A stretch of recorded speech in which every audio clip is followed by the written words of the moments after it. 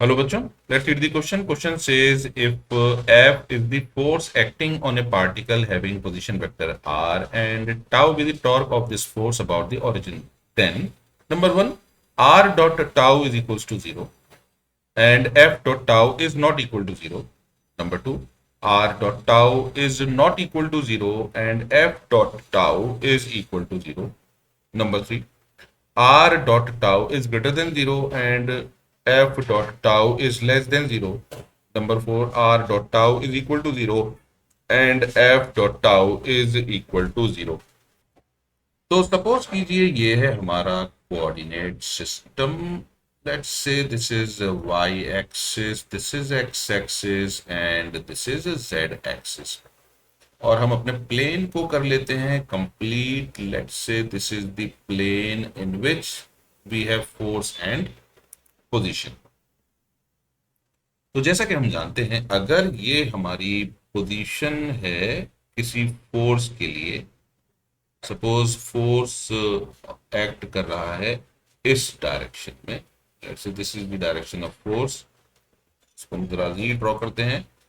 This is are और this is F. यानी F बनाता है कुछ एंगल एक्स एक्सिस से और आर भी बनाता है कुछ एंगल एक्स एक्सिस से. तो आर का पोजीशन वेक्टर हो गया कुछ ऐसे. तो ये हो सकता है इन दोनों के बीच में एंगल हो थीटा. ये है एफ. यानी अगर हम इसको एक्स और जेड प्लेन में ऑब्जर्व करेंगे तो ये कुछ हमें ऐसे दिखाई देगा. Let's say this is x and this is Z. और हम देख सकते हैं ये है आर और ये है एफ. तो आर का डायरेक्शन है कुछ ऐसे. This is the direction of r और ये है डायरेक्शन ऑफ एफ. अगर हम आर को एफ में क्रॉस करेंगे, यानी हमें निकालना है आर क्रॉस एफ, तो आर क्रॉस एफ का डायरेक्शन आएगा डाउनवर्ड. यानी क्रॉस प्रोडक्ट अगर हम निकालेंगे आर और एफ का तो उसका रिजल्टेंट आएगा डाउनवर्ड डायरेक्शन में, यानी इस तरफ. That is along y axis. तो ये है हमारा टॉर्क अलोंग वाई एक्सिस. और आर और एफ लाई करते हैं एक्स और वाई प्लेन में. तो हम देख सकते हैं यहां पर angle between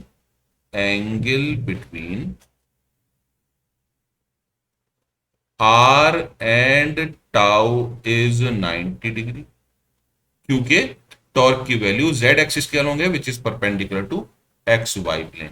angle between f and tau is 90 degree and angle between R and F could be anything. It could be any angle. तो अगर हम इस एंगल को थोड़ी देर के लिए एज्यूम कर लेते हैं कि ये एक्यूट है या ऑब्ट्यूज भी मान सकते हैं, इवन हम 90 डिग्री मान सकते हैं, तो हर केस में फोर्स और टॉर्क के बीच में एंगल 90 डिग्री होगा और आर और टॉर्क के बीच में एंगल 90 डिग्री होगा. इसलिए हम बोल सकते हैं टाउ डॉट आर और r dot tau is equal to 0. इसी तरह एफ डॉट टाउ वो भी 0 होगा, क्योंकि इन दोनों के बीच में एंगल 90 डिग्री और ये होता है r into tau into cos 90. ऐसे ये होगा f into tau into cos 90 which is equal to 0. तो हम अपने ऑप्शंस को एनालाइज करते हैं. R dot tau is equal to 0 and f dot tau is not equal to 0. तो ये ऑप्शन गलत है. R dot tau is not equal to 0 and f dot tau is equal to 0. ये option भी गलत है. R dot tau is greater than 0 and f dot tau is less than 0. ये option भी गलत है.